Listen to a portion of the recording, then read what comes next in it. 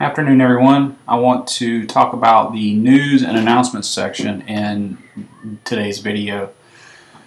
Some of you use news and announcements extensively, and some of you don't. And there seems to be some confusion about news and announcements versus calendar of events. Basically, news and announcements and calendar of events may, in fact, mimic one another in terms of what you show. Calendar of events, however, is going to have something like, for September 4th, student registration. That may also be a news item, but it should include some more details, time, location, and any other links to whatever may be associated with that story. So anyways, I want to jump right into it. I've made some changes to the news and announcements. This is live for everyone right now, so you can begin using this immediately. So let's look at the list, because really all we see here is what's displayed. I'll come back to this in a moment, but this part of it is not really the heart of what's different with news and announcements. So we'll go to Site Actions, View All Site Content, and I'm going to scroll down to the news list. Okay, what's different about this, and some of you have probably already seen because this has been in for a little while, is there's an additional column now called Additional Information. The problem we had before was only a title, news date, date display, whether or not it was to show on the home.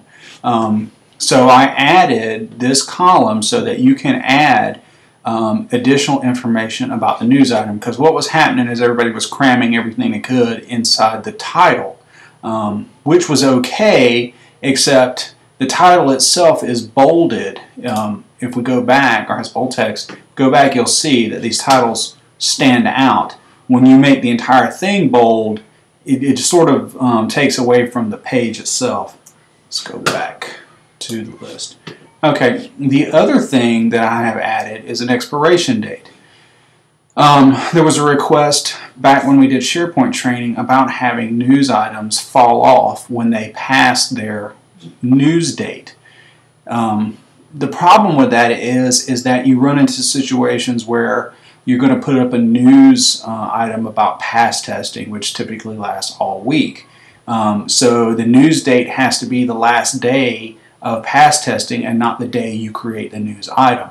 So I added expiration date so that you could put up, for example, pass testing this week. The news date could be Tuesday, September 4th, but it won't actually fall off until after the 15th. So if I go back and look at the list again, what I'm going to see are all my news items. Okay, September 4th, 5th. This is the newest one.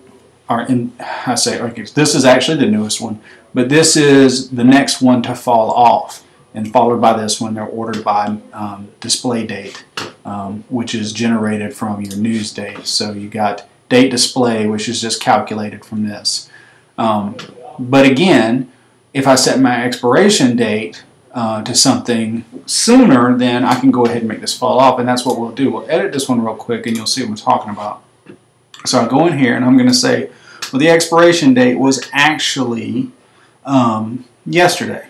Okay? I'm going to click Save, and this particular item should not show up on the main page anymore. So if we go back and look, we should only see these generic ones that are just in here. And sure enough, I only see those three.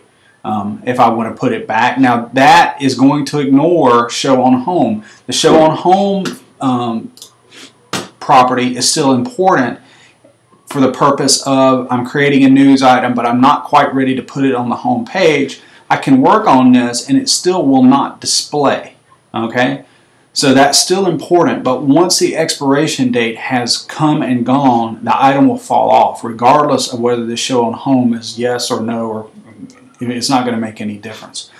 I'm going to edit this again, and I want to show you a couple of things with the additional information you're not probably not aware of.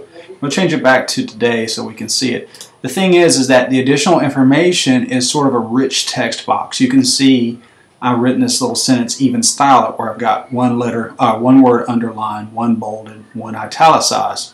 I could even say, like, this is important, you know, and then I can highlight that section and I can color the text red, for example, if I want to. Okay, don't get crazy with the styling. Try to, of course, be, you know, smart about it. You know, if it's got too many colors and everything is bolded and underlined, it's not going to look great. So try to be judicious about your application of style, because you just really don't want to, you know, make it so busy people go, whoa. I'm going to hit save. We go back, look at the page, okay, and I can see it stands out very well. So if you've got something like fees are due no later than Friday, September 14th, it might be something that you want to put in a different colored text just so it jumps off. But again, try to do that. Try to apply these styles judiciously. Don't just apply them willy-nilly, because again, it's going to look terrible. Let me go back. Now, somebody asked me one time about putting pictures in the news. Now, theoretically, and I'm sort of doing this on the fly, I haven't actually tested it, theoretically, you should be able to insert a picture. You've got some things here that you can insert. So I'm going to try doing it while I'm making this video, and we'll just see what happens. Chances are it will. I'm going to use a rotator image. I'm just going to have to pick one, and then I'm going to have to shrink it down because it's going to be way too big. Okay, so I'm going to change this. I'm going to make it, I've got my lock aspect ratio button checked, so we'll make this, I'm going to call it 90. Okay, and it should, okay, so it did resize it down. We're going to hit save, and then the question is it going to show up on the home page? There you go. So you could even add pictures.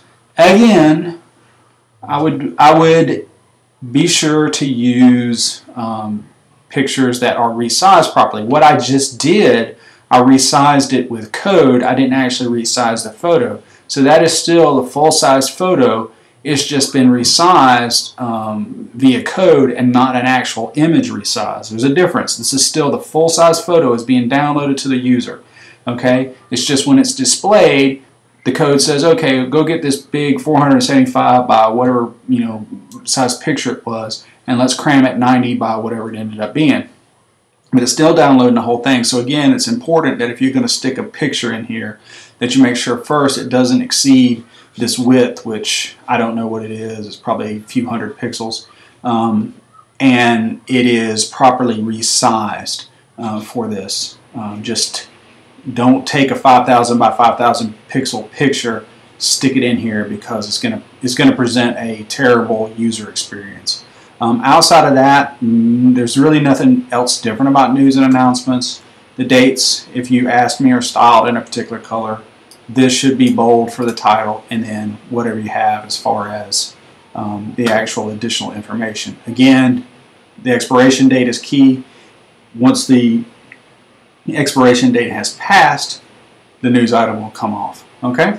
And that is how to operate news and announcements. Most of you already know how to operate it. I just basically wanted to go over the changes that were made so that you understand the implications of that and how to get a little bit more out of the news and announcements widget than some folks are getting. Like I said, some are heavy users, some are not using it at all. Hopefully, this might entice you to use it a little bit more. We'll see. So thank you again. I'll send out an email shortly with a link to the video.